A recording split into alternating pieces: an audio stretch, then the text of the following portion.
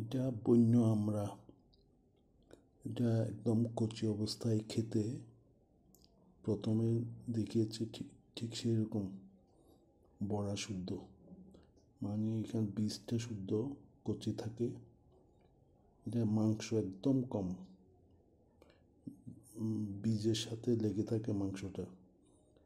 অনেকে তরকারি ডালের সাথে মিক্স করে খায়, আবার আজকে দেখলাম যে এটা কচি খেলে আরও ভালো লাগে, মানে একটু একটু টক, বীজ শুদ্ধ চিবিয়ে খাওয়া যায়, ভিটামিন সি সমৃদ্ধ আমরা আর কি, বন্য আমরা। এই গাছটা এটা কেমনি কেমনি উঠে গেছে, এটা আমি নিজ হাতে রোপণ করিনি। আজকে দেখলাম যে পরীক্ষা করে আমড়াগুলি খেতে কচি অবস্থায় খুব মজা।